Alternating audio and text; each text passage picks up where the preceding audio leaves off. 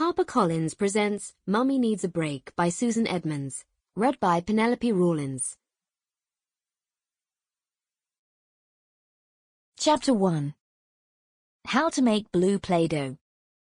What you'll need: 1 cup of water, 1 tablespoon of vegetable oil, half a cup of salt, 1 tablespoon of cream of tartar, blue food colouring, 1 cup of flour. A sharp eye to catch bits before they ground into the carpet. Combine water, oil, salt, cream of tartar, and food colouring in a saucepan and heat until warm. Remove from heat and add flour. Stir and knead like it's your husband's head. And he's just informed you he's working through the children's bath time. Again. Warning: the kids will eat more Play-Doh than you realise. It will turn everything in their digestive systems a deep shade of yellow. Apt, really, when you're discovering what a coward the man you married has become.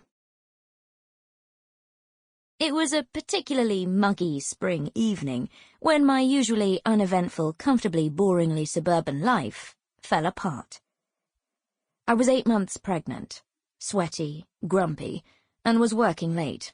Again. So, tell me a bit about what's happened.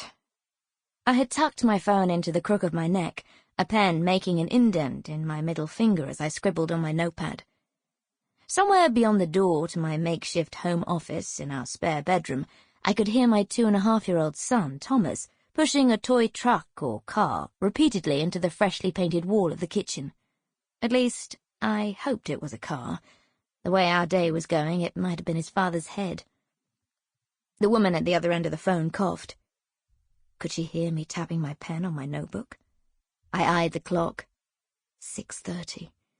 My workday was meant to finish at 5 p.m., but the emails from my editor had become increasingly frantic.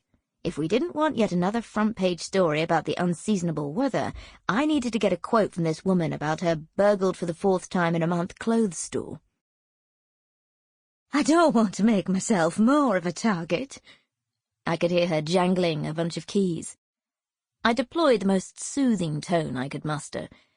She sounded about the same age as my mother, but the photos I'd found of her in our files looked as if she was only a decade or so older than me. I'm sure you won't. You must want something done to improve safety. I bit my lip, allowing her silence to spread out between us. She did not take the hint to fill it. More security guards for the mall? Better monitoring? I tried. Have you lost a lot of money? A wail echoed down the hallway. She didn't seem to register it. Judging by her breathing and the whir of vehicles in the background, it sounded as if she was hurrying across a car park. Oh, heaps! The insurance excess wipes me out each time. I'm too scared to work late here by myself. I swallowed. I'd love you to raise awareness of the problem. I had to get the words out before she came up with another excuse to put the phone down. Maybe stop other business owners getting caught out? I guess. The line went silent again. Thomas howled from the next room. I cringed. Could his father not handle one bedtime alone? Have you any footage? We could post it on social media, see if anyone IDs the guys. I nudged the door open with my foot and stuck my head through, gesturing frantically at my husband, Stephen, to reduce Thomas's noise output by a couple of 1,000 decibels. He strode past, throwing Thomas over his shoulder and marching him out of the kitchen, toothbrush clenched in one hand and pyjamas in the other. He shot me a pleading look as he rounded the corner, which I pretended not to see. Just imagine how good it would feel if you found them. Plastered their names and photos around the place a bit. A few minutes later, Stephen's voice reverberated through the walls. No more stories. I'm going to sit at the end of the bed while you go to sleep, okay? Then, more forceful. Thomas! Get back into bed, right now! I'm not joking this time, buddy. I rolled my eyes. Perhaps if my husband hadn't styled himself as the fun parent, he might not find the process so tough.